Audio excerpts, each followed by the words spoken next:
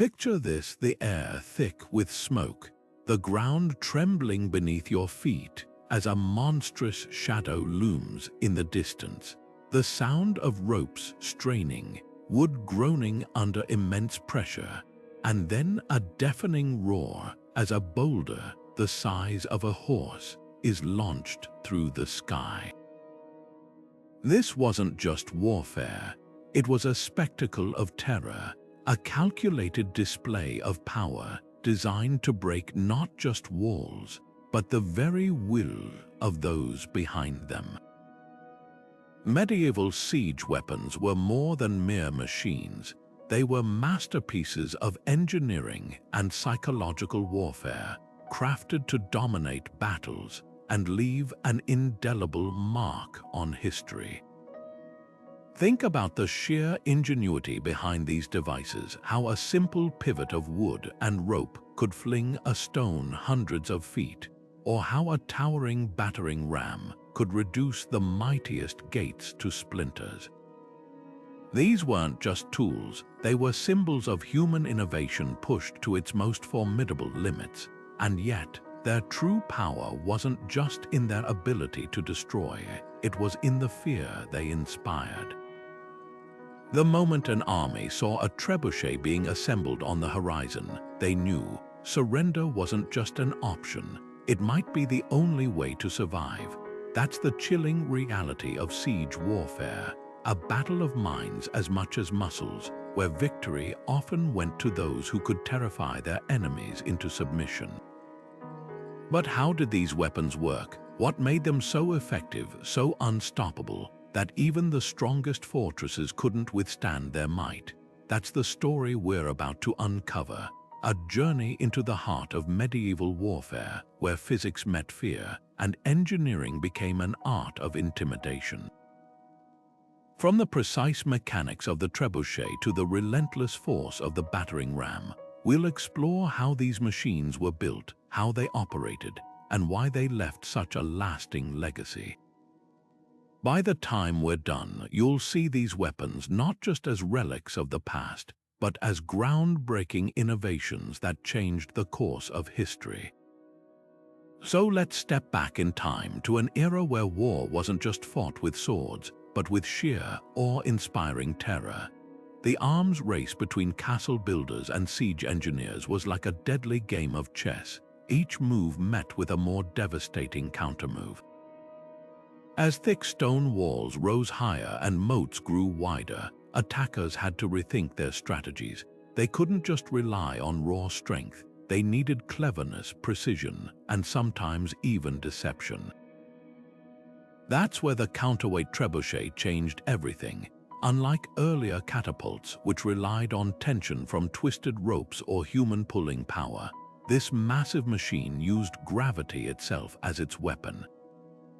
A heavy counterweight, sometimes weighing several tons, would drop from a towering frame, sending a projectile soaring with terrifying accuracy. But the trebuchet wasn't the only innovation reshaping siege warfare. Siege towers, those lumbering wooden giants on wheels, brought attackers right to the enemy's doorstep. Imagine a fortified structure tall enough to overlook castle walls, packed with soldiers ready to storm the battlements the moment it rolled close enough. Defenders would rain down arrows and flaming pitch, but if the tower reached its target, the fight became face-to-face, a brutal, close-quarters struggle where every inch of ground was paid for in blood. What's fascinating is how these machines weren't just about destruction, they were about psychology. The mere sight of a siege tower creeping forward or the distant creak of a trebuchet's arm being winched into place could shatter morale. Defenders knew that if the walls fell, the battle was already lost, and that's exactly what attackers counted on. Fear was as much a weapon as the stones they hurled. The real genius of medieval siege warfare wasn't just in the machines themselves, but in how they forced defenses to evolve.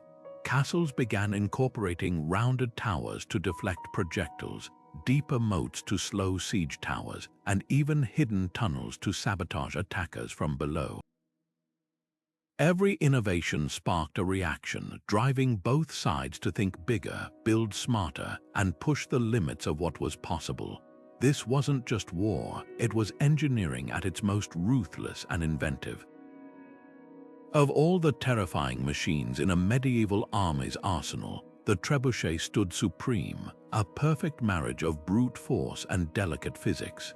While catapults relied on tension and torsion, the trebuchet's genius lay in its elegant counterweight system. Picture a massive wooden beam balanced on a pivot, with one end holding a sling for projectiles and the other weighted down by an iron-filled box or even sacks of rocks weighing as much as 20,000 pounds. When released, that counterweight plunged downward, whipping the other end upward with enough force to send a 300-pound stone flying nearly 1,000 feet. What made the trebuchet truly revolutionary was its adjustability. Engineers could fine-tune each shot by altering the weight, the length of the throwing arm, or even the angle of the sling's release. This wasn't just random bombardment, it was precision warfare. Historical accounts describe crews launching projectiles through specific castle windows or knocking down single defensive towers with calculated strikes. Some commanders took psychological warfare further by flinging not just stones, but rotting animal carcasses, beehives, or even barrels of quicklime to choke defenders with toxic dust. The construction of these monsters was a logistical nightmare. Transporting prefabricated pieces took dozens of carts, and skilled carpenters needed weeks to assemble the framework on site, often under enemy fire. The largest trebuchets required teams of 200 men just to operate the winches that reset the counterweight after each shot, yet the investment paid off spectacularly.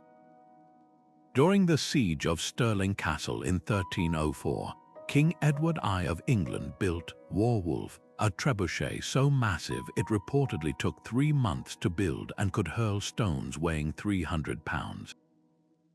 Records suggest the Scots surrendered the moment they saw it completed, but Edward insisted on firing it anyway, demolishing an entire curtain wall just to demonstrate its power. Interestingly, the trebuchet's dominance wasn't just about destruction. Its mere presence reshaped battlefield psychology. Defenders watching the slow assembly of one knew their walls could withstand only so many direct hits before crumbling. Many sieges ended without a single stone being launched, the psychological weight of impending doom proving heavier than any counterweight. This blend of physical might and mental intimidation made the trebuchet not just a weapon, but the ultimate medieval bargaining chip. Modern reconstructions prove how advanced these machines truly were.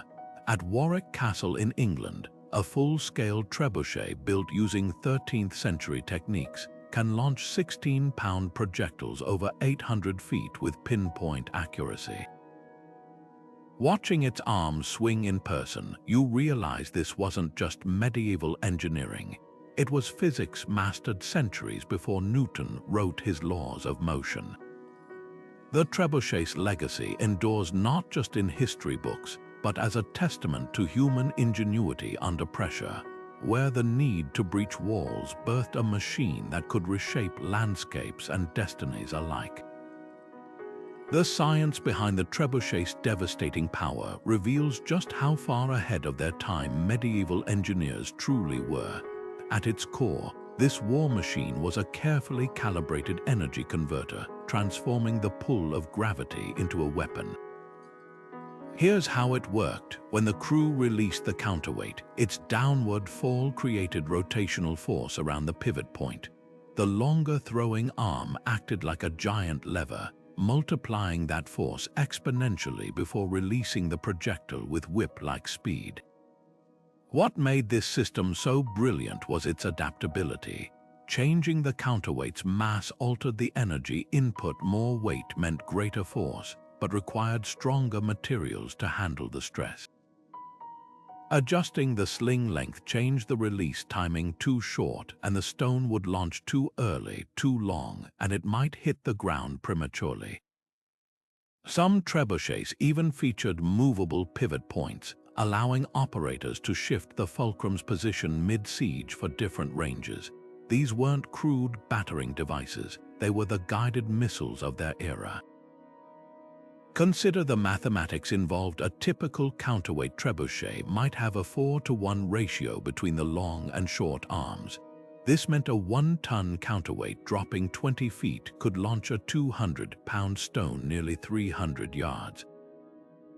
The sling's final flick at release added another 30% to the range, achieving distances modern reconstructions still struggle to match. Precision engineering extended to every component. The axle had to be perfectly smooth to minimize friction, yet strong enough to withstand repeated shocks. Ropes were waxed to prevent stretching under load. Even the sling's release mechanism, often a simple hooked pin, required exact timing to achieve maximum velocity. Manuscripts from the period show engineers calculating trajectories using geometry borrowed from Arab scholars, proving these weren't just carpenters building big machines, but early physicists solving complex ballistic problems. Perhaps most impressive was how these principles remained unchanged for centuries. From 12th century French designs to 15th century Ottoman variations, the basic physics proved so effective that improvements came only in materials and scale. When modern engineers built full-scale replicas using medieval methods, they discovered the originals could hit targets within a 10-yard radius at maximum range, accuracy comparable to early cannon fire. This marriage of physics and warfare created a terrifying paradox, a machine both brutally simple in concept yet dazzlingly complex in execution. While defenders cowered behind walls, attackers could methodically dismantle fortifications stone by stone, adjusting each shot based on where the last projectile landed. The trebuchet didn't just bring down castles, it demonstrated humanity's growing ability to harness natural forces, turning the fundamental laws of motion into instruments of conquest. While trebuchets dominated from a distance, the battering ram brought the fight directly to the enemy's doorstep, literally. Picture a massive timber beam, sometimes as long as 40 feet, suspended by chains or ropes beneath a sturdy wooden shelter. This wasn't just a blunt instrument, it was a carefully engineered siege engine designed to exploit the weakest point in any fortress, its gates. The roof, often covered in fireproof hides or wet clay, shielded the crew from arrows, boiling oil, and other deadly countermeasures defenders would rain down.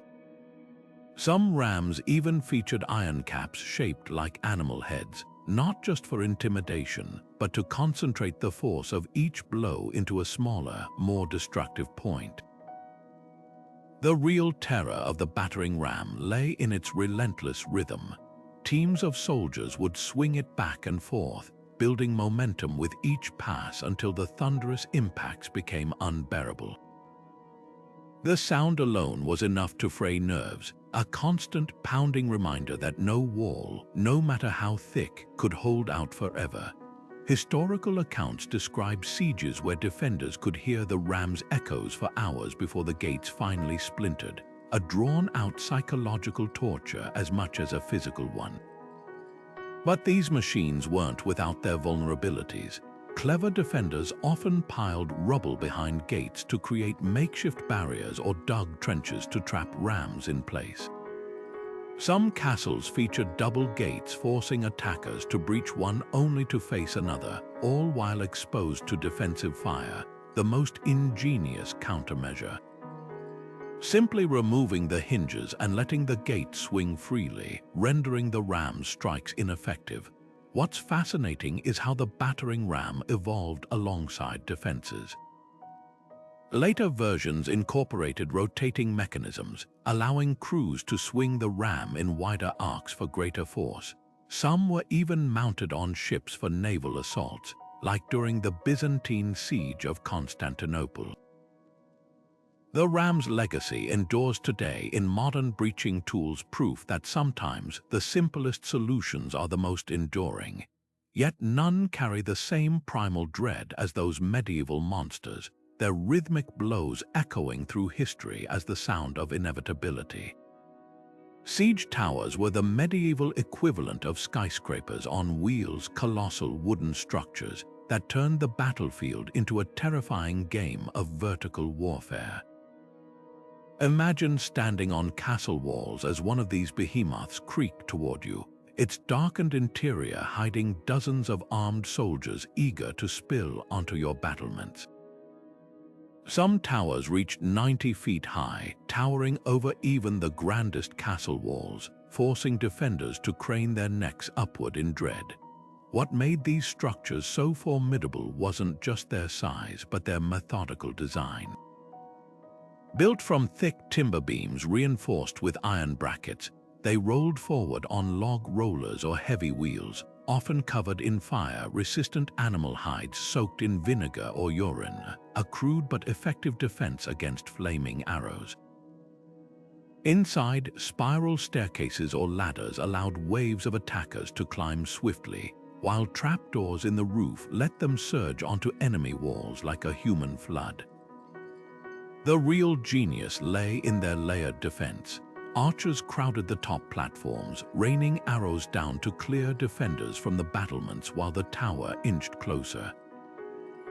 Some versions even included drawbridges that would slam down onto enemy walls, creating instant gangplanks for the assault. The slow, inevitable advance was psychological torture. Defenders could only watch helplessly as the shadow of the tower grew larger, knowing their fate hinged on whether their arrows could ignite it or their walls could withstand its impact. Historical records from sieges like the Crusades describe towers so massive they required hundreds of men to push them into position, their wheels groaning under the weight. At the Siege of Jerusalem in 1099, Crusaders built 2 siege towers overnight, disguising them with cloth to look like hills until they were ready to strike. The ruse worked when the towers suddenly lurched forward at dawn. Panic spread through the city's defenders. Yet siege towers had their weaknesses. Moat crossings were precarious. If the tower tipped while bridging a ditch, it became a death trap. Defenders often dug hidden trenches or piled obstacles to halt their advance. Some castles featured outward jutting walls designed to funnel towers into kill zones where defenders could concentrate their fire. The most resourceful garrisons would sally out at night to set the towers ablaze, turning these wooden giants into funeral pyres before they could strike. What's often overlooked is how these structures influenced castle design itself. As towers grew taller, builders responded with higher walls, projecting bastions for flanking fire, and even counter-siege tunnels to undermine approaching engines. This arms race of height versus firepower shaped the evolution of fortifications for centuries. Modern reconstructions, like the one at Castelnau Castle in France, reveal just how terrifying these machines must have been in action. Watching volunteers maneuver a scaled-down version, you can almost hear the shouts of medieval soldiers bracing for that final, decisive push where wood met stone, and the fate of kingdoms hung in the balance.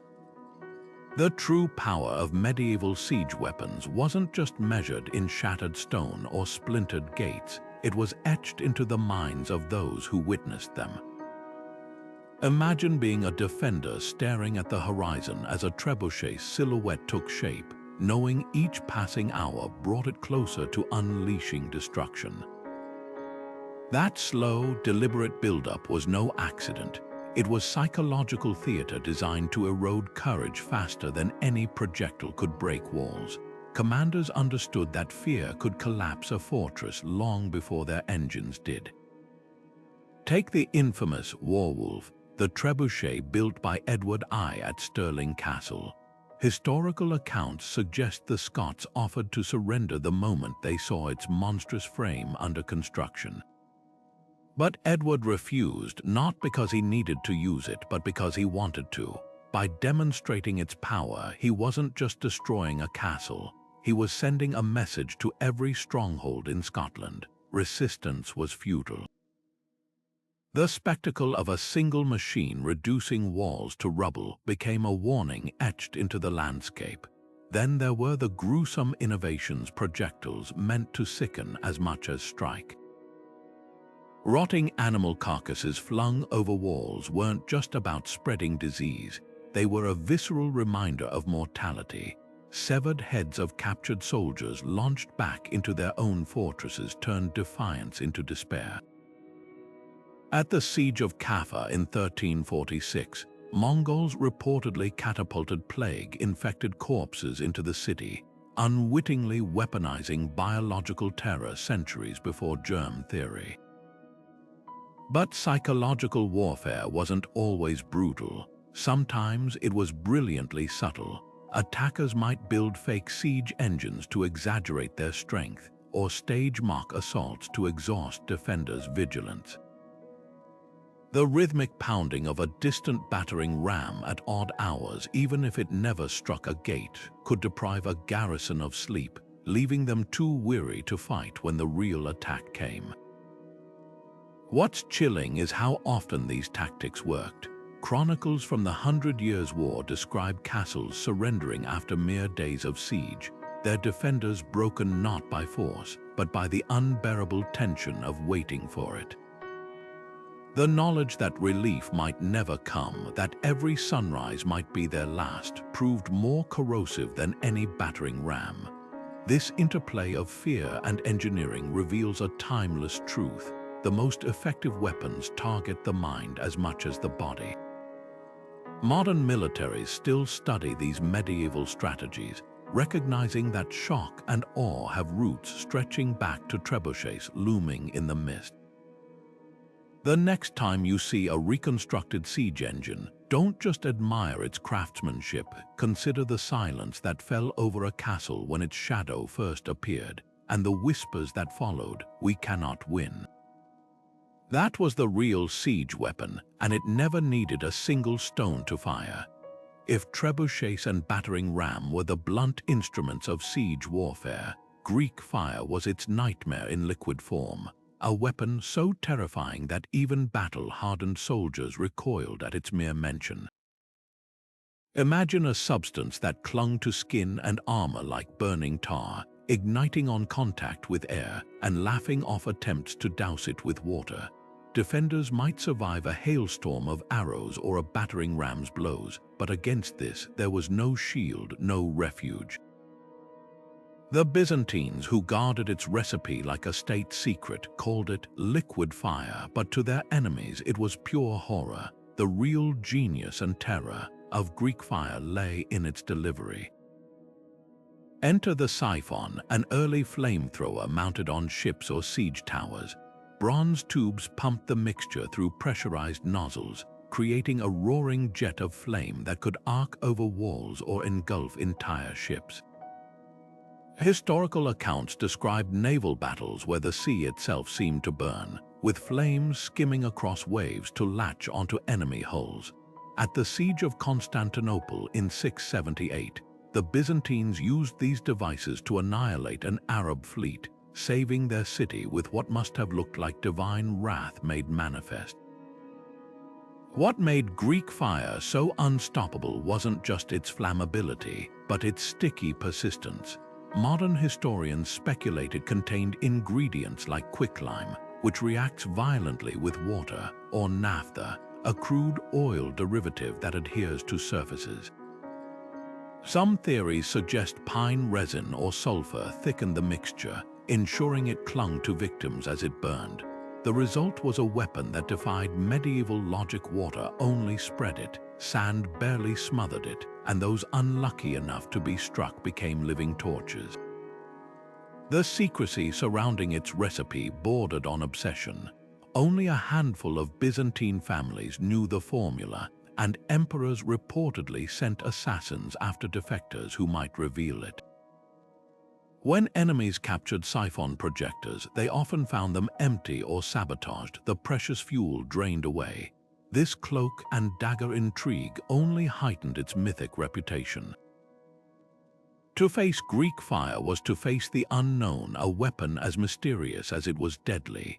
Yet for all its fearsome power, Greek fire had limits. Wind could blow the flames back onto attackers, and the siphon's range was perilously short. Some accounts tell of Byzantine crews dousing themselves in vinegar-soaked cloth as makeshift fireproofing, a desperate gamble against their own weapons' backlash. And unlike trebuchets, which could pummel targets from safety, Greek fire demanded nerve. To wield it was to dance at the edge of an inferno. What lingers most isn't just the science, but the psychological impact. The sight of a siphon crew priming their device, the eerie hiss before the flame erupted, the screams of men who realized too late that their armor had become a furnace, these were the moments that broke armies. Modern flamethrowers owe a debt to this ancient terror, but none carry the same aura of mystery. The recipe died with Byzantium, leaving us to wonder, in an age of swords and shields, how did they harness a force that still feels unnervingly ahead of its time? Long before the trebuchet's counterweight changed siege warfare, armies relied on the raw power of tension, the catapult's twisted sinews ready to snap forward in an explosive release. Picture a massive wooden frame with ropes made from animal tendons, pulled taut by teams of soldiers winding a winch until the energy stored in those fibers could send a stone flying at terrifying speeds. Unlike the trebuchet's methodical gravity-powered throws, catapults delivered their payloads with a whip-crack suddenness that made them perfect for catching defenders off guard. The genius of these early machines lay in their simplicity. Most catapults operated on the principle of torsion, twisting bundles of rope or sinew to create stored energy. When released, this energy unwound in an instant, flinging the arm forward with enough force to hurl projectiles hundreds of feet. Some designs, like the Roman Onager, used a single vertical arm that slammed into a padded buffer, sending rocks in a high arc perfect for clearing walls.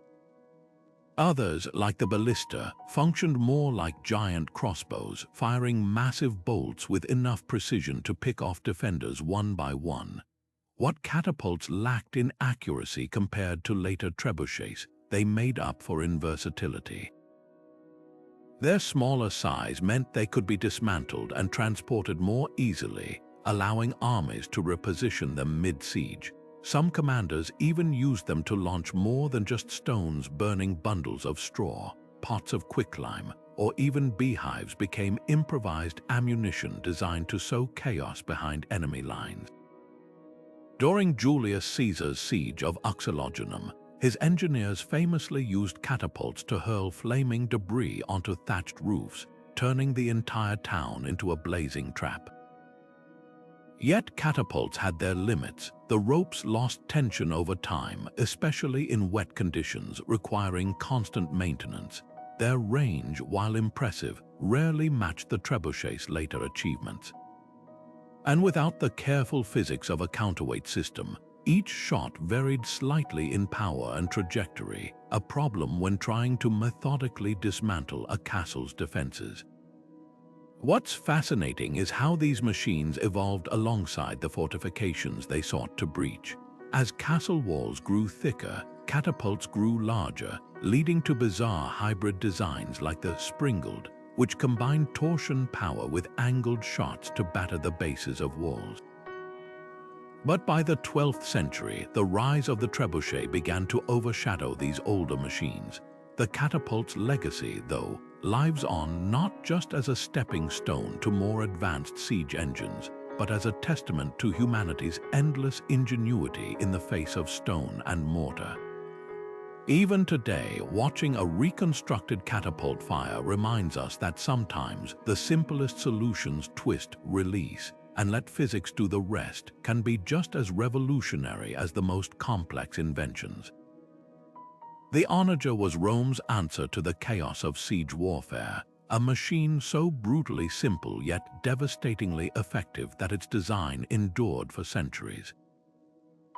Picture a massive wooden frame with a single vertical arm, wound back like a coiled spring until the tension became unbearable.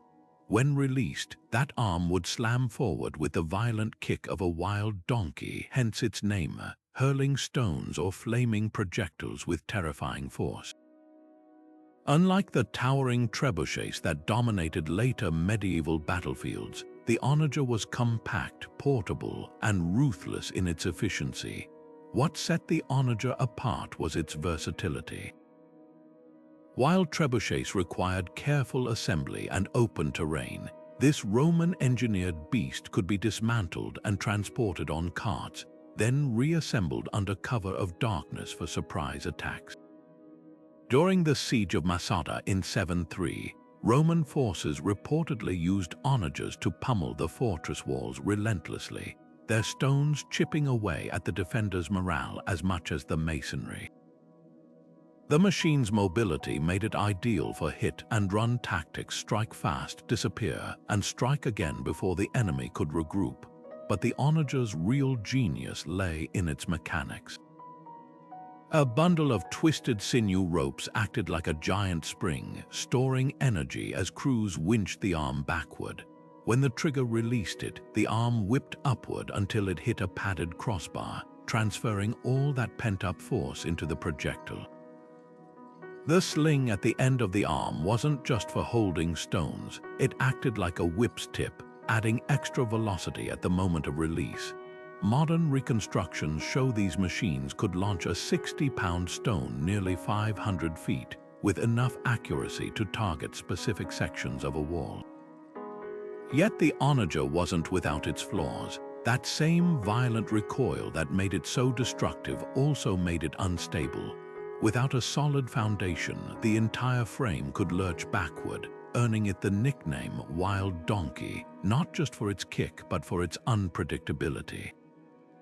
Crews often had to weigh down the base with stones or even bury part of the frame to keep it grounded. And unlike trebuchets, which could be adjusted for range by altering counterweights, onagers required retightening the torsion ropes after every few shots, a labor-intensive process that slowed their rate of fire. What's fascinating is how medieval armies adapted the onager long after Rome's fall. Byzantine engineers tweaked the design to launch clay pots filled with Greek fire, turning it into an early incendiary weapon. In the hands of Viking raiders, smaller versions became portable terror weapons, capable of breaching wooden palisades in a single strike. The onager's legacy is a testament to Roman ingenuity, a machine so effective that even as siege technology evolved, its basic principles remained unbeatable for certain battles. Standing before a reconstructed onager today, you can almost feel the tension in those ropes, the same tension that once decided the fate of empires. It wasn't just a weapon, it was a lesson in raw physics, proving that sometimes the simplest designs leave the deepest scars.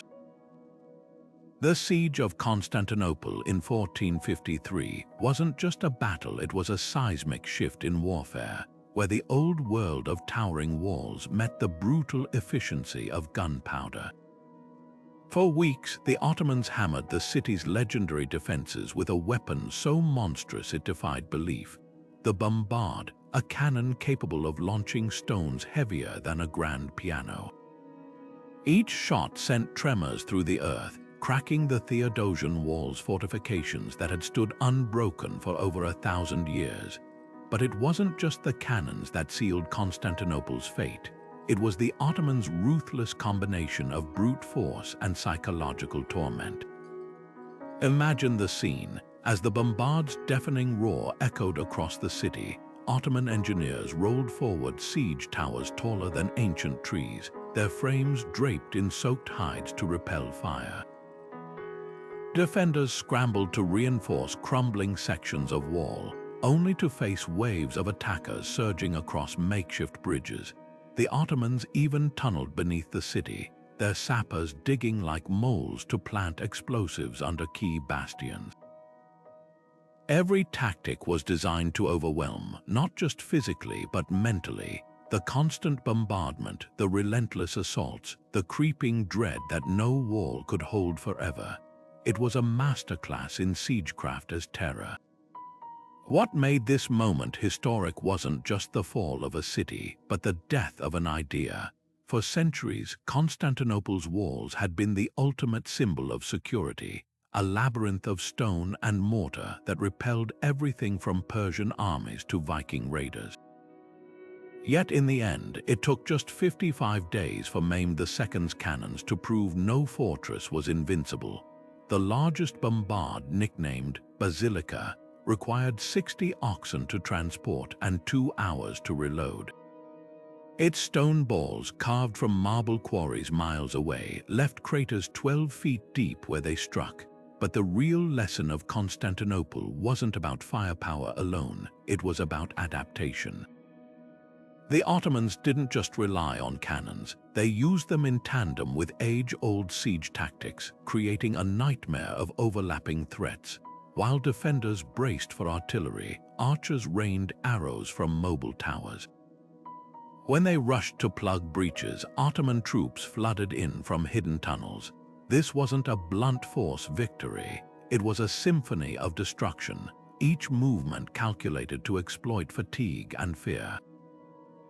The siege aftermath rippled across Europe. Kings who had once laughed at gunpowder as a novelty now scrambled to build their own cannons. Castle architects abandoned high, thin walls in favor of lower, thicker designs angled to deflect shots. Constantinople's fall didn't just mark the end of an empire, it rewrote the rules of war, proving that even the mightiest stones could crumble when innovation met ambition. And in that lesson lay the chilling truth: no wall, no matter how legendary, could outpace humanity's relentless drive to breach it. Cannons didn't just change warfare, they rewrote the entire playbook. Where trebuchets and catapults had dominated for centuries, these roaring beasts of metal brought something new to the battlefield: consistency. Picture a team of gunners loading iron balls into a bronze barrel, lighting the fuse, and unleashing destruction every few minutes instead of every few hours. Unlike the laborious process of resetting a trebuchet's counterweight or winding a catapult's torsion ropes, cannons could fire relentlessly, turning sieges from drawn-out stalemates into brutal, decisive affairs. The psychological impact was immediate. Defenders used to the rhythmic pauses of traditional siege engines now faced an unending barrage. Walls that had shrugged off stones for generations began cracking under the stress of concentrated cannon fire. At the siege of Constantinople, the Ottomans' massive bombard didn't just chip away at the walls, it shattered entire sections in days, proving no medieval fortification could stand against this new force.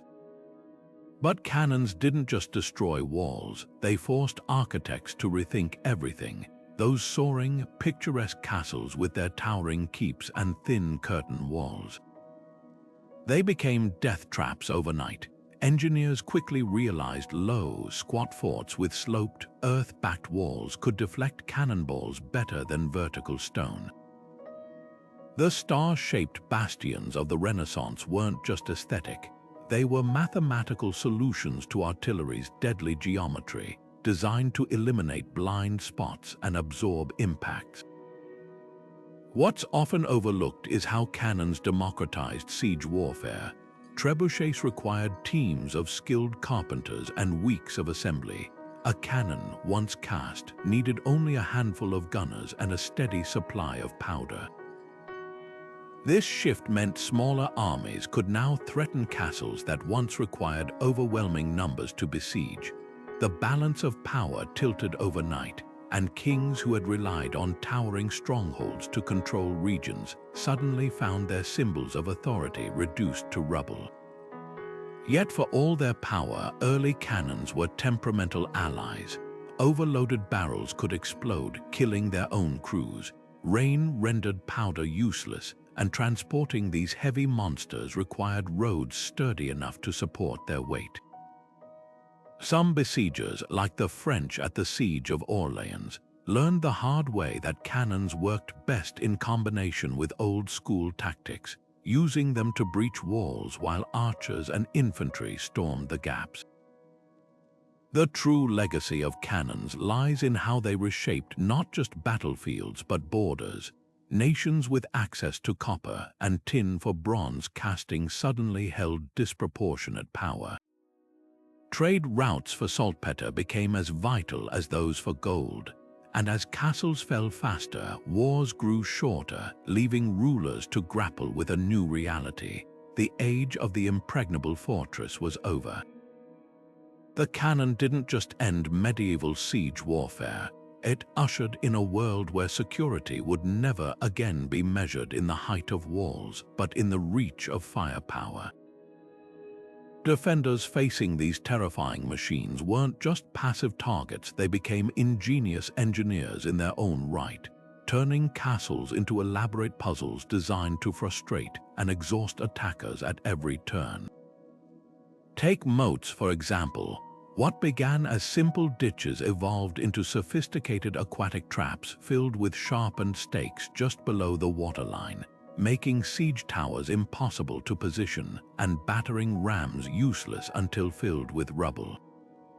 Some castles, like Caerphilly in Wales, featured concentric moats that forced attackers to conquer one watery ring before facing another, all while under fire from the walls above. Walls themselves became thicker and smarter in response to siege engines. Builders abandoned straight vertical designs in favor of curved surfaces that could deflect projectiles, while layers of soft rubble packed between stone facings absorbed impacts like ancient shock absorbers. At Crac des Chevaliers in Syria, walls sloped outward at the base, a brilliant innovation that made trebuchet shots glance off rather than strike square on. Some fortresses even incorporated hollow chambers within their walls, allowing defenders to listen for the telltale sounds of miners digging tunnels below. For climbers attempting to scale walls, defenders devised gruesome surprises. Boiling oil was just the beginning. Some poured molten lead or quicklime, a caustic powder that blinded and burned on contact. Murder holes in ceilings above gateways let defenders drop rocks or spears straight down onto anyone breaching the entrance. At Château-Gaillard in France, Richard the Lionheart designed outward jutting latrines so defenders could literally rain waste down on attackers below, combining biological warfare with psychological humiliation. The most brilliant countermeasure might be the concentric castle, a layered fortress where each fallen wall simply revealed another stronger one behind it. Places like Beaumaris Castle in Wales became labyrinths of death, where attackers who breached the outer defenses found themselves trapped in killing zones between walls, exposed to arrows from all sides. These designs turned sieges into grueling marathons, where every hard-won advance just led to fresh horrors, but perhaps the cleverest defense was deception. Some garrisons built fake weaknesses in walls to lure siege engines into range of hidden artillery. Others staged mock surrenders to lure attackers into ambushes. At the Siege of Kenilworth in 1266, defenders hung fresh fish over the walls to taunt starving besiegers, proving morale could be weaponized as effectively as any trebuchet. This arms race between attack and defense shaped the very landscape of medieval Europe. Every shattered wall led to a smarter design. Every breached gate inspired a deadlier trap. What looks like static stone to modern eyes was actually a dynamic conversation, one where castles weren't just fortresses, but three-dimensional chessboards where every move could mean survival or slaughter. Sieges weren't just battles, they were slow, grinding wars of attrition where time itself became the deadliest weapon. Imagine an army camped outside a castle's walls, not for days or weeks, but for entire seasons. The Siege of Harfleur in 1415 dragged on for 6 months, while the famous standoff at Candia in the 1600s lasted a staggering 21 years. Every sunrise meant another day of dwindling supplies, another night of hunger gnawing at both besiegers and besieged. This wasn't just combat, it was a grim calculation of who would break first, the defenders starving behind their walls or the attackers stretched thin across hostile land. Feeding an army during a siege was a logistical nightmare. A single knight's warhorse could consume 25 pounds of grain daily, and an army of 10,000 men needed over 30 tons of food each week. Supply lines stretched for miles, vulnerable to raids and bad weather. Records from the Siege of Rouen in 1418 describe soldiers resorting to eating rats and boiled leather as winter set in. Meanwhile, inside the walls, desperation took darker turns. Chronicles from the Siege of Jerusalem during the First Crusade recount defenders trading jewelry for scraps of bread, then eventually turning to unthinkable measures when even that ran out. The real enemy wasn't always the army outside, it was the silent, creeping specter of famine. Disease stalked both sides of the barricades. Crowded camps became breeding grounds for dysentery, while stagnant moats and overflowing latrines turned castles into death traps. At the Siege of Calais in 1346, the Black Death swept through the English camp, killing more soldiers than enemy arrows ever could. Defenders fared no better. Closed gates meant no waste could be removed, and the stench of sickness clung to every stone. Some garrisons, like at the Siege of Malta in 1565, lost half their men to fever before a single assault began. Morale was as critical as rations. Commanders staged tournaments and distributed wine to keep troops from mutiny, while defenders hung banners of saints or staged fake feasts to project resilience. Psychological warfare went both ways. Besiegers might catapult fresh bread over walls to taunt starving foes, while defenders tossed counterfeit coins into enemy camps to spark inflation and unrest. The longest sieges became battles of nerves, where a single rumor of relief forces or a well-timed sally could swing fortunes overnight. The economic toll could bankrupt kingdoms. Building trebuchets required entire forests of timber, while maintaining a siege army drained treasuries dry. Edward Roman III of England nearly emptied his coffers during the Siege of Tournai, resorting to borrowing from Italian bankers at crushing interest rates. For smaller lords, a single failed siege could mean financial ruin, their lands left undefended, their peasants unable to pay taxes after years of disrupted harvests. Yet for all its horrors, siege warfare shaped history in unexpected ways. The prolonged standoffs at places like Vienna or Rhodes forged legends of resilience, while the shared suffering of soldiers and civilians often blurred lines between enemies. Some of the greatest innovations in medicine, logistics, and engineering emerged from these desperate crucibles. When we look past the crumbling walls and the body counts, sieges reveal a deeper truth. They were humanity's most brutal classrooms, where survival demanded not just strength, but ingenuity, endurance, and sometimes impossible choices. Among the pantheon of legendary siege engines, few inspire as much awe as the Helipolis, the taker of cities. This ancient Greek behemoth wasn't just a weapon. It was a rolling fortress, standing 9 stories tall with iron-plated sides to deflect arrows. Designed by the brilliant engineer Epimachus for Demetrius Poliorcetes during the Siege of Rhodes in 304 BC, its sheer scale redefined what siege warfare could achieve. Imagine a tower so massive it required 3,000 men to push it forward, its interior crammed with catapults, drawbridges, and even a garrison of soldiers ready to swarm out like hornets. Yet for all its might, the Helipolis met its match when Rhodian defenders flooded the approach trenches, mirroring the colossal machine in mud until it became a useless monument to ambition. Centuries later, another machine earned its place in history, not through size, but through sheer psychological impact. The Warwolf, commissioned by England's Edward Longshanks during the Scottish Wars of Independence, was a trebuchet so monstrous that chroniclers claim its shadow alone could darken entire castle courtyards. When Stirling Castle's defenders caught sight of its skeletal frame rising in the distance in 1304, they reportedly sent envoys to surrender immediately. But Edward, determined to showcase his new weapon's power, refused their submission until the Warwolf had launched its first projectile. That single act of theatrical destruction, watching a boulder reduce a fortified wall to rubble, wasn't just about conquering a castle.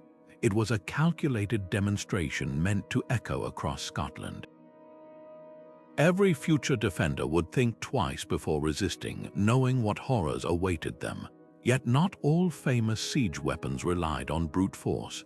The Byzantine Empire's counterweight trebuchet, nicknamed the Lion during the siege of Nicaea in 1097, combined precision with terror. Unlike its Western counterparts, this machine could adjust its range mid-siege by sliding counterweights along the throwing arm, a technological leap that allowed crews to systematically dismantle fortifications stone by stone. Contemporary accounts describe its projectiles striking the same weakened wall section repeatedly with unnerving accuracy, as if guided by an invisible hand. What made these machines legendary wasn't just their destructive capability, but their names and reputations. Like modern weapons systems given fearsome monikers, titles like Bad Neighbor, a bombard used by the Ottomans, or God Stone Thrower, a German trebuchet turned tools of war into mythological beasts. Their fame spread through minstrel songs and illuminated manuscripts, often exaggerated with each retelling until they became more symbol than substance. A Welsh chronicle from the 1400s describes a fictional trebuchet called the Red Devil that could supposedly hurl flaming dragons made of tar-proof. That even in the Middle Ages, propaganda and fear-mongering were as potent as any siege engine. The legacy of these weapons endures in surprising ways. Modern reconstructions, like the trebuchet at Warwick Castle, draw crowds not just for their spectacle, but for the visceral connection they provide to an era when engineering and terror walked hand in hand. Standing before one of these giants, you can almost hear the creak of ropes, the shouts of crews, and the awful silence that fell when a machine like the Warwolf loosed its payload, a sound that spelled doom for some and dominion for others. That's the true power these weapons wielded. Long after their timbers rotted, their stories continued to shape the very idea of conquest. Hollywood loves a dramatic moment, a single boulder from a trebuchet smashing through castle walls like paper, sending defenders fleeing in terror. But the truth of medieval siege warfare was far more nuanced, and in many ways even more terrifying. While those massive stones rarely toppled walls with one heroic strike, their true power lay in the slow, relentless grind of physics and fear. Imagine being a defender watching those projectiles arc through the sky, not knowing where the next one would land. Each impact might not collapse the wall outright, but every strike chipped away at the mortar, widened cracks, and sent vibrations through the stone that echoed like a death knell. The real genius of these weapons wasn't in instantaneous destruction. It was in their ability to turn time itself against the besieged. A well-positioned trebuchet could hammer the same section of wall for days, methodically weakening it until a final, well-placed shot sent the whole section tumbling. At the siege of Château-Gaillard in 1204, French forces didn't breach the walls in a single glorious assault. They pounded them for months, exploiting every tiny fracture until the defenders' morale crumbled faster than the stones. Yet the psychological toll was often worse than the physical damage. Defenders knew that every sunrise meant another day of thunderous impacts. another night of straining their ears for the telltale creak of the trebuchet's arm being winched back. Sleep became impossible, nerves frayed to breaking point, and the constant stress of waiting for the next strike could unravel even the most disciplined garrison. Chroniclers from the 100 Years' War describe defenders abandoning their posts not because the walls had fallen, but because the endless bombardment left them too exhausted to fight. What Hollywood rarely shows is the sheer unpredictability of these weapons. Unlike modern artillery, medieval siege engines weren't precision tools. A trebuchet's projectile might land on target, or it might overshoot into the town behind the walls, crushing homes and civilians. At the siege of Toulouse in 1218, a misfired stone accidentally killed the attacking army's own commander, Simon de Montfort, proving that siege warfare was as dangerous for the attackers as the defenders. The myth of the instant fortress breaker overlooks the real artistry behind these machines. Skilled engineers didn't just aim to destroy, they orchestrated chaos. Some crews alternated between heavy stones to crack walls and lighter, faster shots to keep defenders pinned down. Others launched decaying carcasses or burning debris to spread disease and fire, turning the castle into a nightmare of smoke and screams. The goal wasn't just to break through, it was to make every moment behind those walls feel like a countdown to doom. Modern experiments tell the same story. When a team in Denmark reconstructed a medieval trebuchet and fired it at a replica wall, the first dozen shots barely made a dent. But after hours of bombardment, the stones began to punch through, the wall's structure collapsing inward like a house of cards. That's the reality Hollywood misses. Siege warfare wasn't about spectacle, it was about patience, pressure, and the quiet, creeping terror of knowing that no wall, no matter how thick, could hold out forever. The relentless advance of siege weapons didn't just change how wars were fought, it reshaped the very skyline of medieval Europe. As trebuchets grew taller and cannons more powerful, castle architects faced an impossible choice: adapt or crumble. The result was an arms race etched in stone, where every curve, angle, and thickness of a wall told the story of survival against ever deadlier threats. Take the shift from square to round towers, a seemingly simple change with life or death consequences. Those classic blocky towers of early castles created weak spots where projectiles could strike square on, sending deadly shards of masonry flying. But rounded surfaces, like those at Conwy Castle in Wales, made stones glance off like skipping pebbles. The science was surprisingly sophisticated. Curved walls distributed impact forces evenly, while their lack of corners eliminated easy targets for sappers trying to dig underneath. Some builders even added protruding stone bands called torus rings around tower bases, creating extra deflection points that sent incoming bounces careening harmlessly away. Walls didn't just change shape, they grew smarter. The transition from single-layer curtains to double or even triple walls turned castles into defensive onions. At Carcassonne in France, attackers who breached the outer wall found themselves trapped in a deadly corridor called the Death Alley, where inner towers could rain arrows and boiling oil from three sides. Meanwhile, the core of these walls evolved from solid stone to layered sandwiches of rubble and mortar. This wasn't shoddy construction, it was medieval shock absorption. Loose fill between stone facings acted like crumple zones, dissipating the energy of impacts while keeping the outer surfaces intact. Gatehouses became masterpieces of murderous geometry. Once simple entry points, they morphed into labyrinthine death traps with multiple portcullises, right-angle turns, and murder holes in the ceiling. Bodiam Castle in England took this to extremes. Its gate tunnel twisted like a corkscrew, forcing attackers to expose their unshielded sides while defenders stabbed downward through slots. Some designs even featured drawbridge pits, where the apparent safety of a lowered bridge hid a spiked pit beneath that could be exposed at the pull of a lever. Perhaps the most brilliant adaptation was the invention of the bastion, those star-shaped projections seen in later castles like Fort Bertange in the Netherlands. These angular walls allowed defenders to fire along the entire length of an approaching enemy, eliminating blind spots where siege engines could operate unmolested.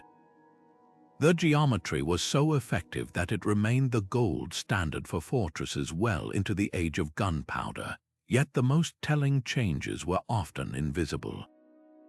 Tunnels known as countermines snaked beneath castle foundations, letting defenders listen for enemy sappers and collapse their tunnels first. At Dover Castle, archaeologists found a network of underground chambers where defenders could literally hear attackers digging through the earth, a medieval version of sonar. Other castles built their foundations on sloping bedrock, making siege tunnels prone to collapse before they reached the walls. This dance of attack and defense left its mark across continents. In the Middle East, Crusader castles like Crac des Chevaliers featured machicolations overhanging galleries where defenders could drop projectiles straight down onto besiegers. In Japan, samurai castles like Heimji added maze-like approaches to slow attackers under fire. Every culture developed its own solutions, but the driving force remained the same: the terrifying evolution of siege technology. What's astonishing is how these adaptations weren't just reactive, they were predictive. Castle builders studied failed sieges like military theorists, anticipating where the next breakthrough in attack would come. When cannons made high walls obsolete, designers responded with low, sloping earthworks that could absorb cannonballs like a pillow swallowing a punch. The lesson was clear: in medieval warfare, survival didn't go to the strongest, but to those who could think several moves ahead. Today, walking through these castles, you're not just seeing ruins, you're reading a blueprint of fear. Every rounded tower whispers of trebuchets looming on the horizon. Every twisting gateway echoes with the screams of those who learned too late that in the arms race between sword and stone, innovation was the deadliest weapon of all. Building a trebuchet wasn't just about assembling wood and rope. It was a logistical nightmare that would challenge even modern engineers. Picture hundreds of laborers hauling oak trunks thicker than a man's waist from forests miles away, their carts sinking into mud under the weight. A single large trebuchet could devour an entire grove of mature trees, leaving the landscape stripped bare. At the Siege of Acre in 1191, chroniclers described crusaders dismantling whole ships just to get enough timber for their siege engines, their desperation echoing in the splintered hulls of repurposed galleys. The real challenge wasn't just finding materials, it was transporting them. Prefabricated parts were a luxury only the most organized armies could afford. When Edward I invaded Scotland, his wagons carried numbered trebuchet components crafted in advance by royal carpenters, each beam marked like medieval IKEA instructions. But most armies had to improvise. Timber was often cut green, meaning it hadn't dried properly, leading to warped frames and misfires. Teams of oxen struggled through rain-soaked terrain, their loads so massive that bridges had to be reinforced just to let them pass. Construction sites became frantic hubs of activity under constant threat. Carpenters worked in shifts, their mallets pounding through the night to the rhythm of armed guards scanning the horizon for enemy raids. At the Siege of Tyre in 1124, defenders launched sorties to burn half-built siege towers, forcing attackers to post archers just to shield their workers. Even the simple act of raising a trebuchet's main beam required ingenious solutions. Some crews used makeshift cranes powered by treadmills, while others dug pits to lower the counterweight into place before hoisting the arm. Weather was an invisible enemy. Rain swelled ropes, ruining their tension, while summer heat cracked green timber. The siege of Château-Gaillard saw French engineers waiting weeks for the Seine's floodwaters to recede before they could float their siege towers into position. And when winter froze the ground, digging the necessary pits for counterweights became impossible, as the Mongols learned during their failed siege of Vienna's icy walls. Yet the most overlooked factor was expertise. A skilled carpenter could mean the difference between a machine that shattered on its first shot and one that leveled walls for months. Byzantine manuals describe master builders who could calculate timber stresses using only ropes and stakes, their knowledge passed down through generations. At the Siege of Lisbon in 1147, Moorish defenders watched in horror as Crusader engineers reassembled a captured trebuchet in days, a machine their own artisans had taken months to build. What's astonishing is how these Herculean efforts were often temporary. Once a castle fell, most siege weapons were left to rot, their timber scavenged for firewood or reused in the next campaign. The few that survived, like the Warwolf, lived on in legend precisely because they defied this fate. Walking through a European forest today, you might stumble over moss-covered depressions, the last traces of pits dug 8 centuries ago for counterweights. These silent scars remind us that the true power of siege engines lay not just in their destructive force, but in the sheer human will that brought them to life against impossible odds. History remembers the thunder of trebuchets and the clatter of swords, but siege warfare was never just a man's world. While chroniclers often focused on kings and knights, women stood shoulder to shoulder in the smoke and chaos, not as passive victims, but as defenders, strategists, and even leaders. Take Nicolas de la Haye, the formidable castellan of Lincoln Castle during the 13th century Barons' War. At an age when most medieval women were expected to retire from public life, she commanded the garrison through a brutal siege, personally overseeing repairs to battered walls and rallying exhausted soldiers. When the rebel forces finally breached the outer defenses, it was her decision to funnel them into a deadly bottleneck where her archers could pick them off like fish in a barrel. The siege ended in royalist victory, with Nicolas knighted on the spot, a rare honor for a woman in that era, but not all contributions happened on the battlements. Behind every sustained defense lay an invisible army of women keeping the machinery of survival running. During the siege of Jerusalem in 1099, Jewish and Muslim women worked in rotating shifts, hauling water from cisterns to douse fires, grinding grain by torchlight to bake bread, and even fashioning makeshift bandages from torn clothing. Armenian chronicles describe mothers organizing children to collect enemy arrows for reuse, turning the attackers' own weapons against them. These weren't incidental tasks, they were the lifeblood of resistance. A castle might have towering walls, but without someone to tend the wounded or distribute rations, it would collapse from within long before the first stone struck. Some women wielded influence far beyond the front lines.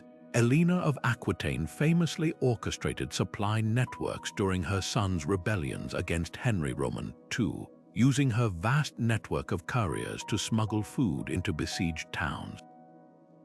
In 14th century Poland, Queen Jadwiga intervened to lift the siege of Vilnius not with armies, but by negotiating directly with the Teutonic Knights, leveraging her political acumen where brute force had failed.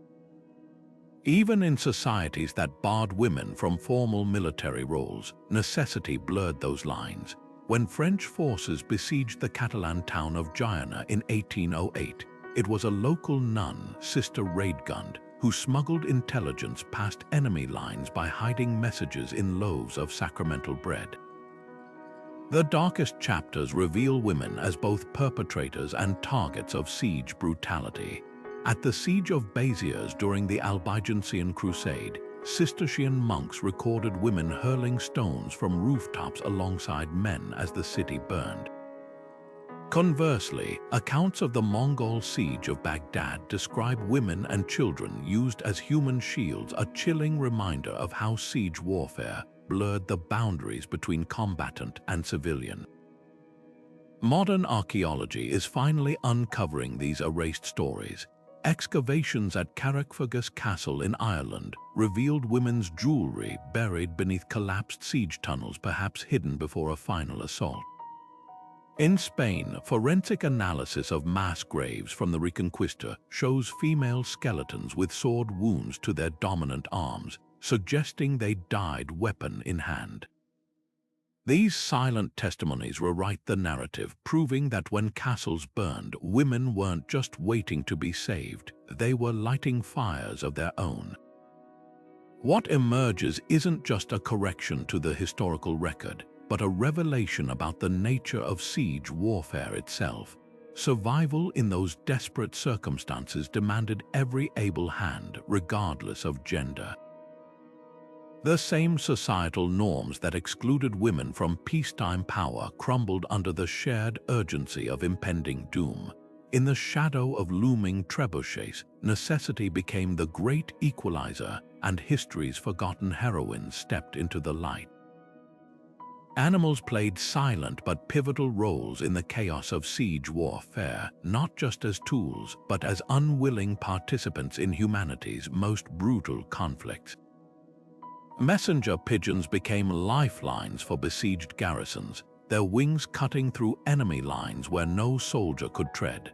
During the Siege of Paris in 1870, balloons couldn't navigate the Prussian blockade, so the French turned to homing pigeons, strapping microfilm messages to their legs. One bird named La Valente completed its mission despite being shot through the chest, delivering a plea for reinforcements that saved thousands. These feathered couriers were so valuable that falcons were trained to intercept them, sparking an aerial arms race of predators and prey high above the battlefield. Dogs, meanwhile, were the unsung sentinels of siege camps. Mastiffs patrolled the perimeter at night, their growls warning of enemy sappers tunneling below. At the Siege of Malta, knights kept packs of war dogs armored in spiked collars to repel Ottoman raiders. But their roles weren't just defensive. Some armies strapped flaming brands to dogs and drove them toward enemy stores, turning them into living torches. The tactic was as cruel as it was ineffective. More often, the panicked animals ran back into their own lines, forcing troops to douse them with water or worse. Horses bore the heaviest burdens, literally. Teams of draft horses hauled trebuchet beams and cannon carriages across impossible terrain. The Mongol siege of Samarkand saw thousands of horses dragging siege towers through deserts, their hooves wrapped in felt to muffle the sound of approach. Yet their most heartbreaking duty came during starvation sieges, when cavalry mounts were slaughtered for food. At the Siege of Kerak in 1281, Mamluk defenders reportedly ate their war horses one by one, saving the hides to make ropes, a grim calculus where survival outweighed sentiment. Then there were the animals weaponized for terror. Bees became nature's grenades. Attackers would catapult skeps into courtyards, the shattered hives unleashing swarms of enraged insects. During the Siege of Belgrade in 1456, Hungarian defenders repelled Ottoman troops by rolling barrels of agitated bees down the hillside. Snakes, too, were hurled over walls in clay pots, their venomous bites sowing panic. The most bizarre account comes from the Siege of Margat in 1285, where defenders allegedly released pigs smeared with tar and set ablaze into enemy trenches, the squealing, flaming creatures scattering entire battalions. But perhaps no creature suffered more than the siege's invisible workforce, oxen. These patient beasts spent their final days trudging in circles, powering treadmill cranes that lifted boulders onto trebuchets. Their slow, endless labor was the heartbeat of destruction, their muscles straining until collapse. Modern excavations at Château-de-Coucy in France revealed mass graves of oxen buried near siege engines, their bones showing the telltale stress fractures of relentless toil. The legacy of animals in siege warfare is a paradox: their loyalty and labor exploited for human conflict, their instincts turned against them. Yet without their silent contributions, history's greatest sieges might have ended very differently. Next time you see a pigeon in flight or hear a dog's bark, remember, these creatures were once drafted into wars they couldn't understand, their courage and sacrifice etched into the forgotten footnotes of medieval battlefields. Siege warfare forced medieval commanders to grapple with moral dilemmas that still haunt military strategists today.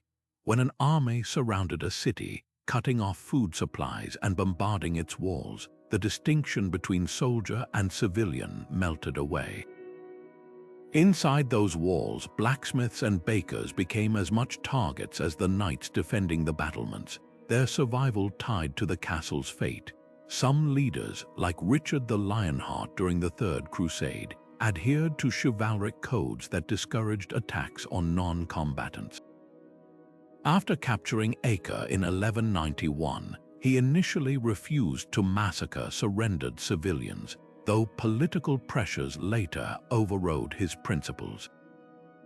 Contrast this with the infamous siege of Béziers in 1209, where the papal legate reportedly declared, "Kill them all, God will know his own," resulting in the slaughter of nearly 20,000 men, women, and children. The weaponization of hunger revealed war's cruelest calculations. Starvation sieges operated on a grim timeline. Defenders would tally their grain stores, estimating how many weeks before mothers began boiling leather for broth. At the siege of Leningrad centuries later, the same horrific arithmetic would play out, proving how little had changed. Medieval chronicles describe garrisons expelling useless mouths, the elderly, the sick to conserve food, knowing these exiles would likely perish between enemy lines or be turned away. In 1244, the Knights Hospitaller at Crac des Chevaliers took the opposite approach, distributing equal rations to nobles and servants alike, recognizing that unity was their last defense against despair. Disease became the silent accomplice to starvation. Packed into fetid cellars with overflowing latrines and rotting corpses, besieged populations succumbed to dysentery and typhus. The siege of Calais in 1347 saw more deaths from plague than combat, with bodies piled so high they blocked defensive arrow loops. Some commanders exploited this deliberately, catapulting diseased carcasses over walls, an early form of biological warfare that blurred ethical lines. When Edward Roman III used this tactic at Thun-l'Evêque, contemporary scholars debated whether it constituted honorable combat or unforgivable barbarism, foreshadowing modern debates about chemical weapons. The psychological toll birthed haunting legends. Tales spread of mothers in besieged cities resorting to unthinkable measures, like the myth of the siege mother of Magdeburg, who allegedly fed her children their own dead father. While likely exaggerated, these stories reveal medieval society's preoccupation with the moral abyss of prolonged sieges. In contrast, some sieges ended with surprising acts of mercy. After the year-long siege of Jerusalem in 70 AD, the Roman general Titus permitted women and children to leave before the final assault, a decision that earned him praise even from Jewish historians writing centuries later. Modern parallels are uncomfortably clear. The Geneva Convention's distinction between military and civilian targets echoes medieval debates about just sieges. When 20th-century blockades like Stalingrad or Sarajevo repeated the same patterns of starvation and suffering, it proved how little technology had changed war's fundamental calculus. Even today, the specter of besieged cities from Aleppo to Mariupol forces us to confront the same ethical questions medieval commanders faced. Is cutting off food supplies a legitimate tactic if it hastens victory? Where does the line fall between necessary brutality and unforgivable cruelty? The stained pages of Siege Chronicles offer no easy answers, only a mirror reflecting humanity's perpetual struggle to balance military necessity with moral conscience. Perhaps the most telling insight comes from an unlikely source, the medieval Islamic scholar Usama ibn Munki, who wrote of a Frankish knight refusing to poison a well during a siege, stating, "War has its rules." That simple declaration, that even in darkness some lines shouldn't be crossed, resonates across 8 centuries. The true legacy of siege warfare isn't just in shattered walls or fallen kingdoms, but in the enduring question of whether humanity can wage war without losing itself in the process. Siege weapons have stormed from medieval battlefields straight into our living rooms, thanks to their dramatic portrayals in films and TV shows. Think of the terrifying spectacle in Game of Thrones when Daenerys' dragons reduce castles to ash, or the colossal Trebuchets in Lord of the Rings launching fiery projectiles at Helm's Deep. These scenes aren't just thrilling, they tap into a very real historical awe for these machines, blending Hollywood flair with genuine engineering principles. While directors might exaggerate for effect, the core mechanics often stay surprisingly true to history. The trebuchets in Return of the King, for example, mirror the counterweight designs used in actual medieval sieges, even if their fireballs are more cinematic than practical. Video games take this fascination even further. Titles like Age of Empires and Total War let players command trebuchets and battering rams with painstaking accuracy, down to the physics of trajectory and the slow, methodical destruction of walls. Some games, like Mount and Blade, even require players to manage supply lines for siege engines, echoing the real-world logistical nightmares medieval armies faced. The attention to detail in these virtual recreations has turned gamers into amateur historians, dissecting the differences between mangonels and onagers with the same enthusiasm as scholars. But pop culture doesn't just replicate history, it reinvents it. Assassin's Creed games weave siege warfare into their narratives, letting players scale trebuchets or sabotage enemy defenses, blending fantasy with historical settings like the Crusades or the 100 Years' War. Even animated films like How to Train Your Dragon play with siege tropes, turning catapults into comedic contraptions while still nodding to their real-world counterparts. These creative liberties keep the legacy of siege warfare alive, introducing new generations to concepts like tension, torsion, and counterweights without requiring a history textbook. What's fascinating is how these portrayals shape our modern perception of medieval warfare. When we see a trebuchet in Game of Thrones, we're not just watching a weapon, we're witnessing a symbol of human ingenuity and terror, the same way defenders centuries ago would have seen them. The slow creak of the arm, the whistle of the projectile, the deafening impact, these details resonate because they're rooted in reality, even when amplified for drama. The next time you watch a castle crumble on screen or fling virtual stones in a game, remember, you're participating in a tradition that stretches back centuries. Siege weapons captivate us not just because they're powerful, but because they're a testament to how innovation and destruction have always gone hand in hand.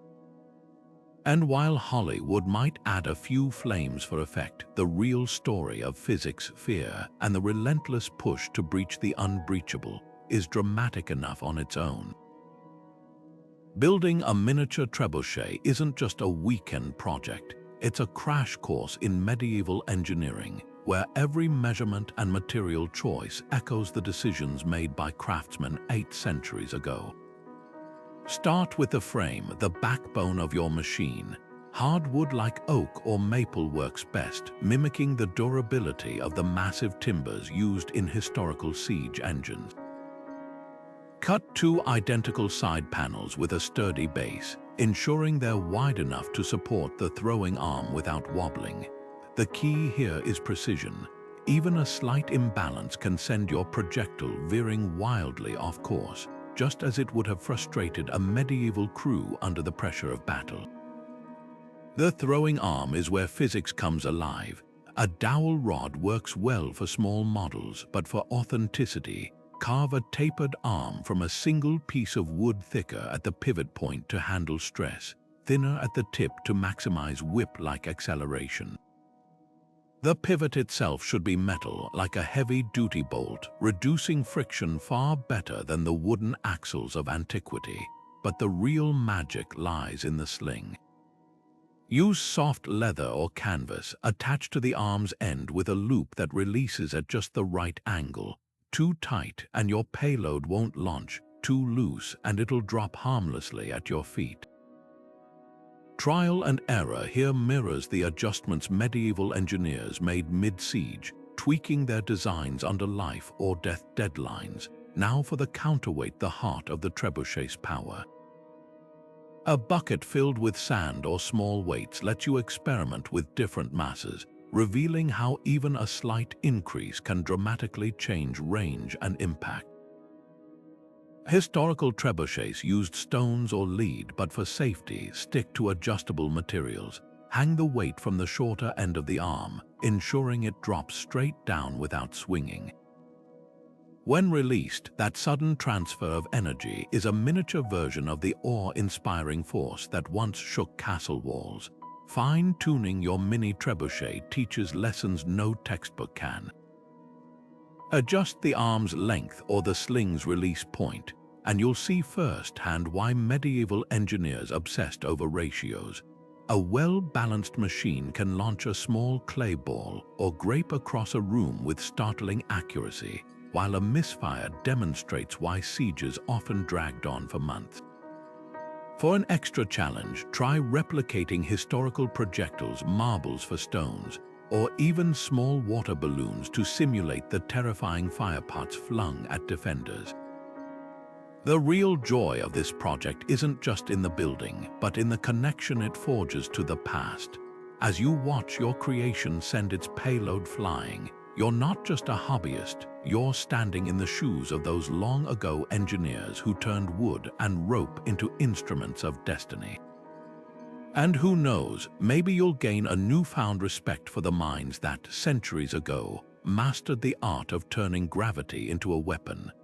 The shadow of medieval siege warfare stretches far beyond crumbling castle walls. Its principles are etched into the very DNA of modern combat. While trebuchets and battering rams have vanished from battlefields, their strategic DNA mutates into terrifying new forms. Consider the drone strike, a projectile launched from unseen distances with surgical precision, just like a trebuchet's carefully weighted stone. But instead of waiting hours to reload, today's systems deliver destruction at the speed of a button, blending ancient concepts of bombardment with digital age efficiency. The psychological impact remains unchanged, whether it's the rumble of an approaching siege tower or the eerie buzz of a quadcopter overhead. Both weapons share the same goal: to paralyze enemies with dread before the first blow lands. Modern breaching tactics reveal even deeper echoes of the past. Special Forces units still employ the siege engineer's mindset when storming fortified positions, using explosives to replicate the battering ram's concentrated force, or thermal lances to burn through barriers like medieval armies torching castle gates. The infamous bunker buster bombs of the Gulf War, those are the spiritual successors to tunneling sappers, exploiting structural weak points with calculated brutality. Even the concept of layered defenses, perfected in concentric castles, reappears in contemporary military bases with their nested security perimeters and kill zones. Psychological warfare has evolved from hurling rotting carcasses to weaponizing social media. Medieval commanders demoralized foes by flaunting siege engines. Today's armies deploy viral videos of missile strikes for the same effect.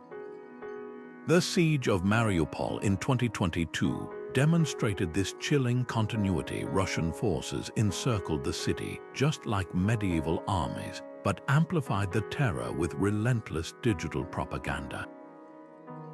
That ancient tactic of starving out defenders finds its parallel in cyberattacks crippling power grids, turning off the lights as surely as any starvation siege. Perhaps the most haunting legacy lies in siege warfare's ethical dilemmas.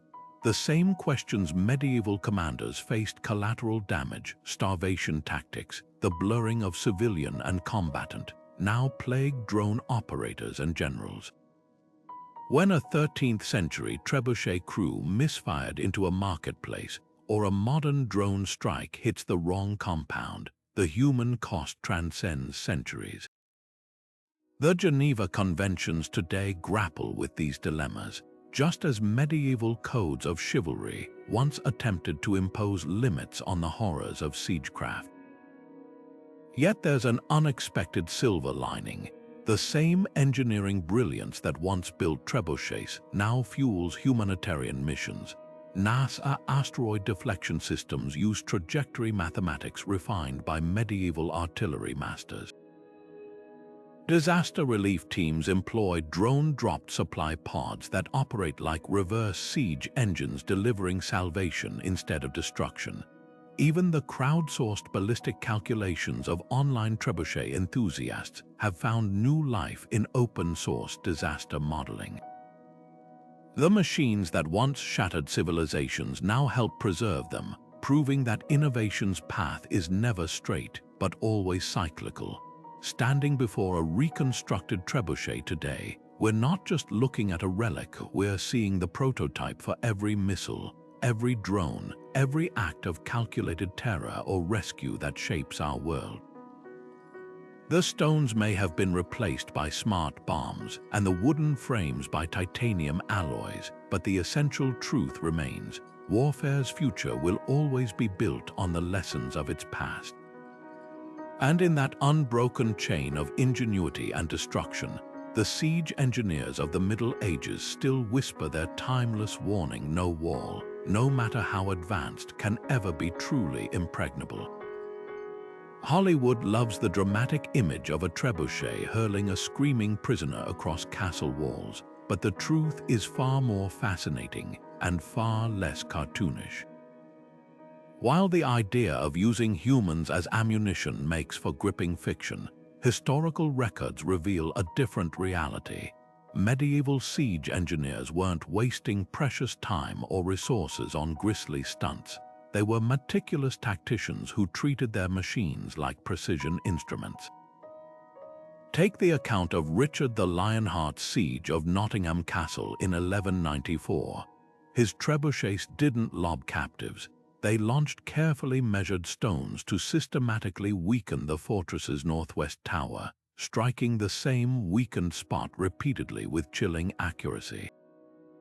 The myth of sluggish, haphazard siege weapons crumbles under scrutiny. Skilled crews could calibrate trebuchets to land shots within a 10-foot radius at 300 yards, a feat comparable to early cannon fire.